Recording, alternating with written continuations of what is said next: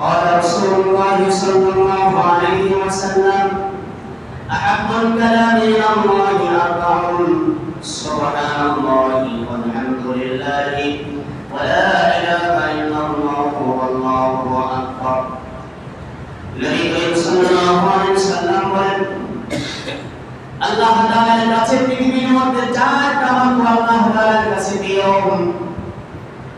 দুনিয়ার যত বাক্য আছে সব বাক্যের মধ্যে আল্লাহ তাআলার কাছে চারটা বাক্য প্রিয় এক নাম্বার হচ্ছে সুবহানাল্লাহ আলহামদুলিল্লাহ লা ইলাহা ইল্লাল্লাহ আল্লাহু আকবার নবী করিম সাল্লাল্লাহু আলাইহি ওয়াসাল্লাম হাদিসের শেষ অংশে বলেন লা ইয়াদুরুকা বিআইহিন্না বালাতা তোমরা এই শ্রেষ্ঠ বাক্যগুলো আপিস করলে তোমাদের কোনো সমস্যা নাই তোমাদের মনে যদি চায় যে আল্লাহু আকবার আগে পড়তে পারেন কোনো সমস্যা নাই কারণ যদি মনে চায় যে লা ইলাহা ইল্লাল্লাহ শব্দটি আগে পড়লে সে পড়তে পারে কোনো সমস্যা নাই কেউ যদি সুবহানাল্লাহ আগে পড়তে চায় আলহামদুলিল্লাহ আগে পড়তে চায় যে কোনো ভাবে যদি পড়তে চায় সে পড়তে পারবে আপিস করতে পারবে এতে কোনো সমস্যা নাই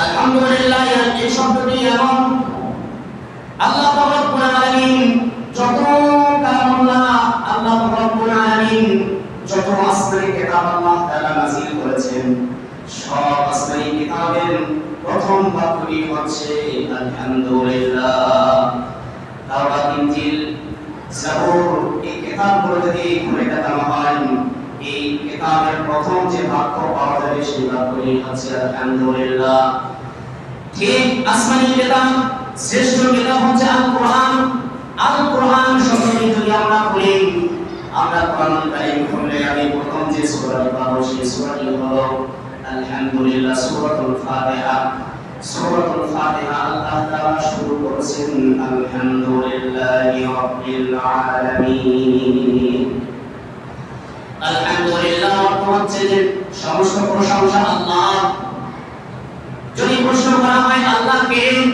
আল্লাহ নিজে উত্তর দেয় রাব্বিল আলামিন যিনি জগৎ সমূহের প্রতিপালক জগৎ সমূহের রব যিনি সমগ্র জগতের রব তিনি হচ্ছেন আল্লাহ এই কোরআনুল কারীমে আল্লাহ তাআলা সূরাতুল ফাতিহার প্রথম আয়াতে আল্লাহর পরিচয় দিলেন তিনি একজন রব শুধু তাই নয় কোরআনুল কারীমের সর্বশেষ সূরা সূরাতুন নাস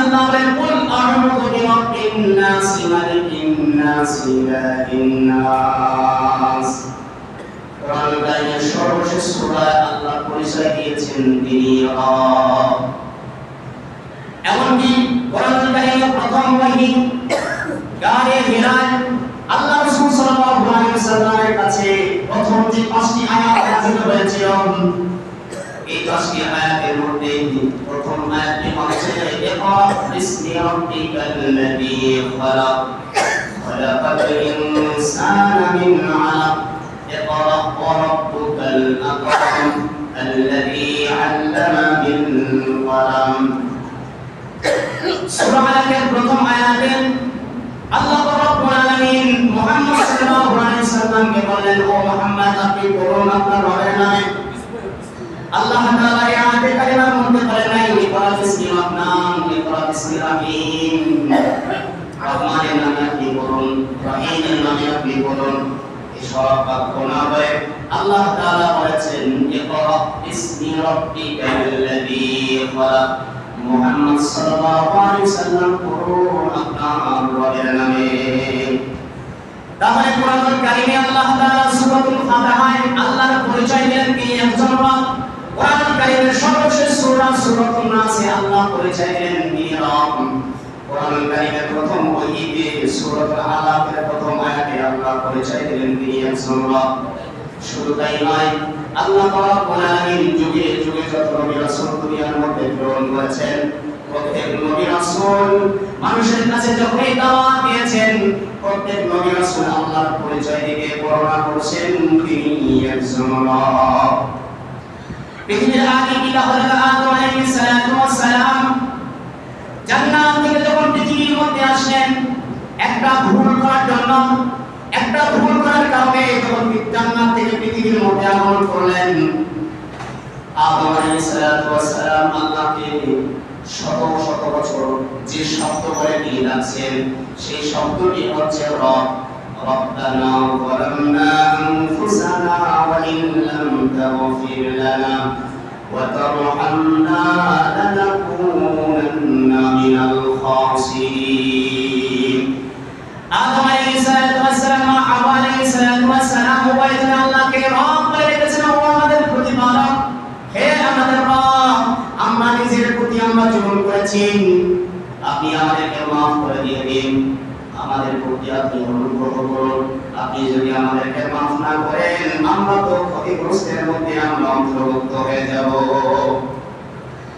হযরত আদম আলাইহিস সালাতু ওয়াস সালামকে আল্লাহকে শত শত রব বলে রেখেছেন। নবুয়তের ধারাবাহিকতা যখন হযরত ইব্রাহিম আলাইহিস সালাতু ওয়াস সালাম পর্যন্ত এসেছেন, আল্লাহ রাব্বুল আলামিন ইব্রাহিমকে বলেন, ইব্রাহিম যাও, নবীর কাছে যাও, সে সীমানা লঙ্ঘন করেছে, তাকে দাওয়াত দিয়ে দাও, আমার পরিচয় তার কাছে বর্ণনা করো, আমার আল্লাহর পরিচয় দাও। হযরত ইব্রাহিম আলাইহিস সালাতু ওয়াস সালাম আল্লাহর যে পরিচয় দিয়েছেন, ইব্রাহিম আলাইহিস সালাতু ওয়াস সালাম বলেন, ইয ক্বালা ইব্রাহিম রাব্বিয়াল্লাযী ইউহয়ী ওয়া ইউমীত। হযরত ইব্রাহিম আলাইহিস সালাতু ওয়াস সালাম আল্লাহর পরিচয় দিলেন, তিনি রব। হযরত ইব্রাহিম আলাইহিস সালাতু ওয়াস সালাম বললেন, আমার আল্লাহ তিনি, আমার রব তিনি, যিনি জীবন থেকে জীবন থেকে মৃত্যু দেন, আমার মৃত্যু থেকে জীবন দেন। এই কথাটির অর্থ হচ্ছে, মনে করেন হাঁসের ডিম বা মুরগির ডিম, হাঁস মুরগি হলো জীবিত, ডিম মৃত, আবার ডিম হলো মৃত, মৃত্যু থেকে আবার হাঁসের বাচ্চা করে, ডিমের বাচ্চা করে, তা হলো জীবিত। ইব্রাহিম আলাইহিস সালাতু ওয়াস সালাম এটাই বললেন, ইয ক্বালা ইব্রাহিম রাব্বিয়াল্লাযী ইউহয়ী ওয়া ইউমীত। আমার রব হলেন তিনি, যিনি জীবন দেন, তিনি মৃত্যু দেন। নবুয়ত তখন বলল, তোমার আল্লাহ জীবন দিলে, মৃত্যু দিলে যদি রব হয়, আমিও তো রব। ক্বালা আনা উহয়ী ওয়া উমীত। তাফসীরে বাগানির মধ্যে আসছেন, নবুয়ত তখন জেলখানা থেকে দুইজন লোককে বের করে একজনকে হত্যা করে দিল, আর একজনকে বলল, যাও, আমি মুক্ত করে দিলাম। এবারে নবুয়ত বলে, ক্বালা আনা উহয়ী ওয়া উমীত। ইব্রাহিম, আমিও তো মারি, আমিও তো বাঁচাই। ইব্রাহিম আলাইহিস সালাতু ওয়াস সালাম দেখলেন যে নবুয়তের কমন সেন্স বলতে কিছুই নাই। এবার ইব্রাহিম আলাইহিস সালাতু ওয়াস সালাম আল্লাহর একটা পরিচয় দিলেন, قال إبراهيم فإن الله يأتي بالشمس من المشرق فأتي بها من المغرب। ইব্রাহিম আলাইহিস সালাতু ওয়াস সালাম বললেন, আমার আল্লাহ তিনি, যিনি পূর্ব আকাশে সূর্য উঠে পশ্চিম আকাশে সূর্য ডোবান। তুমি যদি রব হও, তুমি যদি আল্লাহ দাবি করো, তাহলে পশ্চিম আকাশে ডুবন্ত সূর্যটা উঠিয়ে পূর্ব দিকে ডোবা দেখি। যে পুকুরি অবলম্বন করেছে, হতভম্ব হয়ে গেছে, আর প্রশ্নের উত্তর দিতে পারে। তাহলে আমি কোরআনুল কারীমে আল্লাহ তাআলা আল্লাহর পরিচয় দিলেন তিনি রব। কোরআনুল কারীমের সর্বশেষ সূরা সূরাতুন নাসে আল্লাহ পরিচয় দিলেন তিনি রব। কোরআনুল কারীমের প্রথম পরিচয়ে আল্লাহ পরিচয় দিলেন তিনি রব। হযরত আদম আলাইহিস সালাতু ওয়াস সালামকে আল্লাহ তাআলা রব বলে রেখেছেন। হযরত ইব্রাহিম আলাইহিস সালাতু ওয়াস সালাম আল্লাহকে রব বলে রেখেছেন। নবুয়তের ধারাবাহিকতা যখন হযরত মূসা আলাইহিস সালাতু ওয়াস সালাম পর্যন্ত এসেছেন, মূসা আলাইহিস সালাতু ওয়াস সালামকে বললেন, আল্লাহ তাআলা মূসাকে বললেন, ও মূসা, যাও, ফিরআউনের কাছে যাও, ইযহাব ইলা ফিরআউনা ইন্নাহু তাগা। মূসা, ফিরআউনের কাছে যাও, সে সীমা লঙ্ঘন করেছে, সে অবাধ্য করেছে, তার কাছে আমার দাওয়াত দাও। মূসা আলাইহিস সালাতু ওয়াস সালাম আল্লাহ তাআলার কাছে কিছু জিনিস চাইলেন, কারণ মূসা আলাইহিস সালাতু ওয়াস সালাম ফিরআউনের শক্তি সম্পর্কে ভালোভাবে জানেন। ফিরআউন ছিল 9.5 লক্ষ মাইলের প্রেসিডেন্ট। কত লক্ষ মাইল?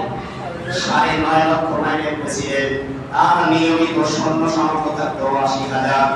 হযরত মূসা আলাইহিস সালাতু ওয়াস সালাম বললেন, ও রব্বুল আলামিন, আমি তোমার কাছে কিছু জিনিস আমি চাই, এগুলো আপনি আমার এই দোয়াগুলো আপনি কবুল করুন। হযরত মূসা আলাইহিস সালাতু ওয়াস সালাম দোয়া করলেন, ক্বালা রাব্বি ইশরাহ লি সাদরি ওয়া ইয়াসসির লি আমরি ওয়াহলুল উকদাতাম মিন লিসানি ইয়াফকাহু কওলি। হযরত মূসা আলাইহিস সালাতু ওয়াস সালাম আল্লাহ তাআলার কাছে চাইলেন, ও রব্বুল আলামিন, আপনি আমার বক্ষকে আপনি উন্মুক্ত করে দিন, আমার সিনার মধ্যে আপনি শক্তি দিয়ে দিন, আপনি আমার বক্ষটাকে উন্মুক্ত করে দিন, খুলে দিয়ে দিন। ওয়ায়াসসির লি আমরি, আমার জন্য আমার কাজ আপনি সহজ করে দিন। ওয়াহলুল উকদাতাম মিন লিসানি, আমার জিহ্বা থেকে জড়তা আপনি দূর করে দিয়ে দিন। ইয়াফকাহু কওলি, যাতে তারা আমার কথা বোঝে। এরপরে দোয়া করলেন, ও রব্বুল আলামিন, আমার স্বজনদের মধ্য থেকে আমার সহযোগী হিসাবে একজনকে আপনি আমাকে দান করেন। আল্লাহ রাব্বুল আলামিন বলেন, মূসা, তুমি আমার কাছে যা যা চাইছো আমি আল্লাহ সব দোয়া কবুল করে নিলাম। তোমার ভাই হারুনকে আমি শুধু নবী না, আমি কিতাব দিয়ে, আমি রিসালাত দিয়ে আমি তাকে রাসূল বানায়া দিলাম। সুবহানাল্লাহ। বড় হলেন হারুন আলাইহিস সালাতু ওয়াস সালাম, ছোট হলেন মূসা। দুইজনের রাসূল। আল্লাহ রাব্বুল আলামিন এবারে দুইজনকে বললেন, যাও ফিরআউনের কাছে যাও। মূসা আলাইহিস সালাতু ওয়াস সালাম তার কাছে গিয়ে দাওয়াত দিয়ে দিলেন। ফিরআউনকে বললেন, ও ফিরআউন, আমার রব আল্লাহর প্রতি তুমি ঈমান আনো। ফিরআউন তখন বলল, ক্বালা ফামান রাব্বুকুমা ইয়া মূসা, হে মূসা, তোমাদের রব আমার কে? মূসা আলাইহিস সালাতু ওয়াস সালাম আল্লাহর পরিচয় দিতে গিয়ে তিনি রব বললেন। মূসা আলাইহিস সালাতু ওয়াস সালাম বললেন, ক্বালা রাব্বুনাল্লাযী আ'তা কুল্লা শাইইন খালকাহু সুম্মা হাদা।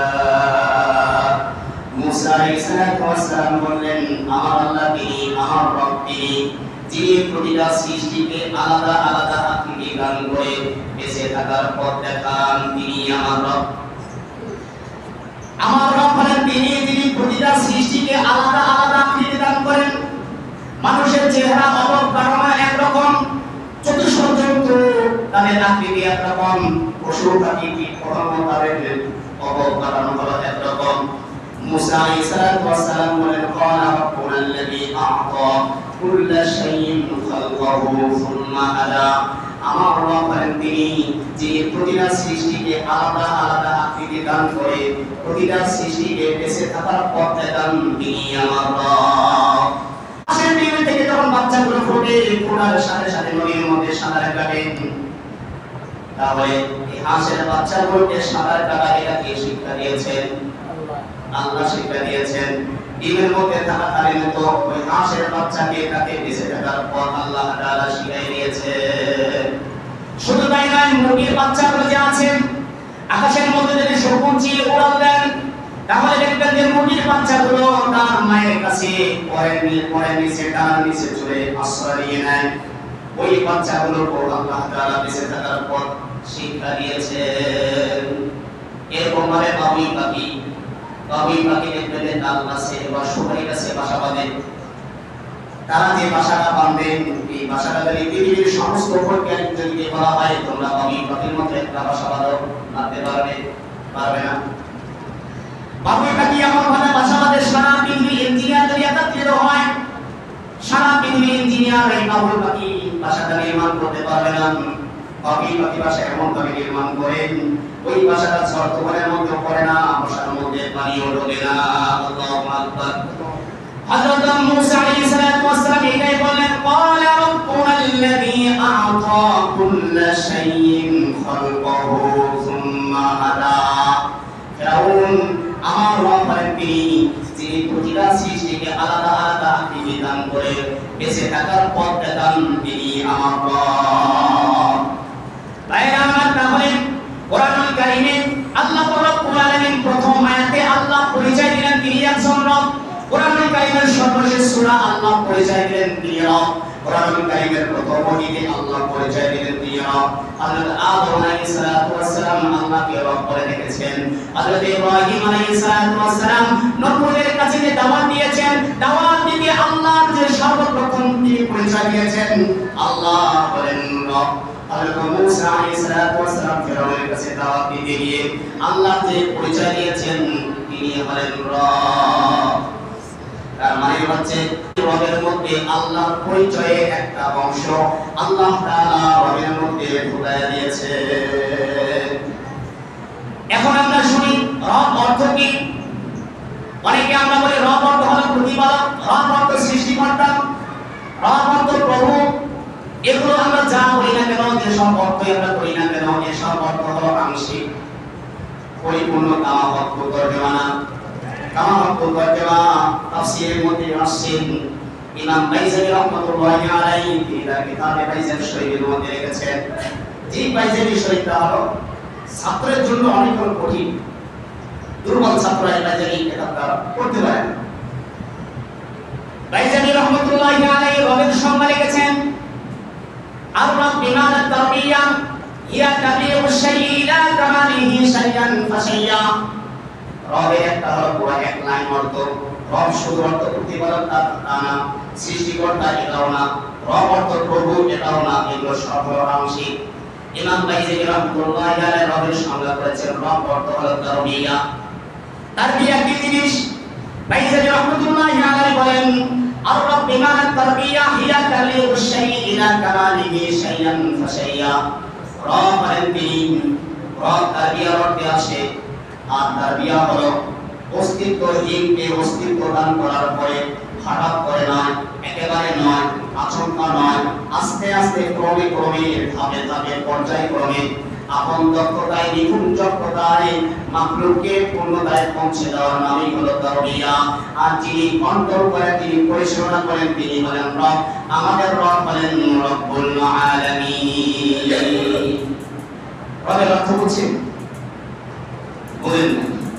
ছাত্র জীবনে আমরা বুঝতে খুব কষ্ট হয়ে গেছে। এই রবের অর্থ বুঝতে আমাদের প্রায় 5-6 দিন আছে। রব তারবিয়ার অর্থে আসে। তারবিয়া কি জিনিস? বাইজালি রাহমাতুল্লাহি আলাইহি বলেন হিয়া তাবিউ শাইই ইলা কামালিহি শাইয়ান ফাশাইয়া। অস্তিত্বহীনকে অস্তিত্ব দান করার পর হঠাৎ করে নয়, একেবারে নয়, আস্তে আস্তে ক্রমে ক্রমে আপন দক্ষতায় নিপুণ যোগ্যতায় সৃষ্টিকে পূর্ণতায় পৌঁছে দেওয়ার নাম। এগুলো সবগুলো কাজকে বলা হয় তারবিয়া। যিনি পরিচালনা করেন তিনি রব। আর আমাদের রব হলেন রব্বুল আলামিন। উদাহরণ দিলে আপনাদের কাছে স্পষ্ট হয়ে যাবে। এখানে যাদের বয়স 50 বছর, আপনাদের কি যাদের বয়স 50 বছর হয়েছে, 51 বছর আগে কি আপনার নাম গন্ধ ছিল? কথা বলেন। যাদের বয়স 50-51 বছর আগে নাম গন্ধ বংশ কিছুই ছিল না, না ছিল?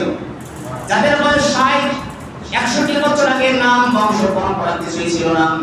আল্লাহ তাআলা এটাই বলে যে আগে নাম কিছুই ছিল না, বংশ পরম্পরা কিছুই ছিল না, কিছু যে ছিল না তার থেকে কিছু, তার থেকে কিছু, তারপরে কিছু, তারপরে কিছু, তারপরে 9 মাস 10 দিন, 9 মাস 10 মাস পরে আল্লাহ রব্বুল আলামিন পুরা মানব আকৃতি দান করে দুনিয়ার জন্য প্রেরণ করেছেন সবকিছু দিয়ে।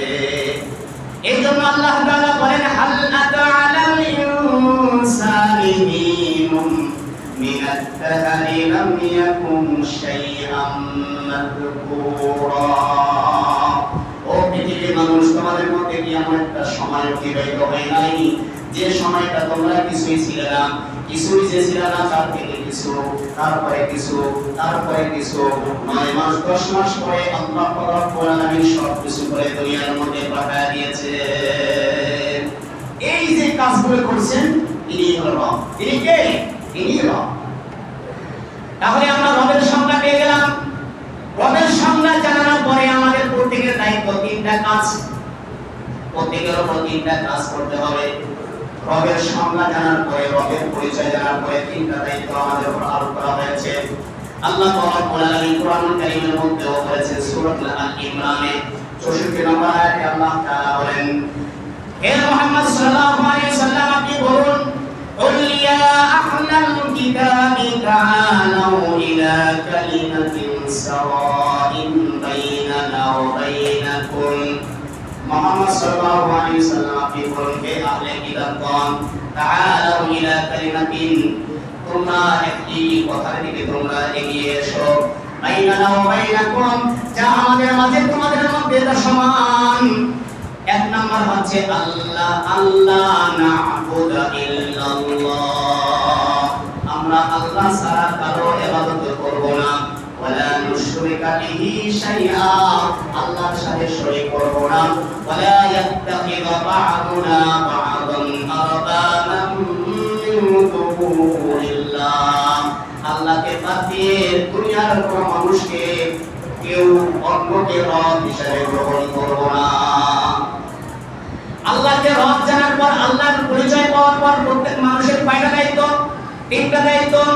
এক নম্বর দায়িত্ব হচ্ছে আল্লাহ না'বুদু ইল্লাল্লাহ, আল্লাহ ছাড়া দুনিয়ার জমিনে আর কারো ইবাদত বন্দেগী করা যাবে না।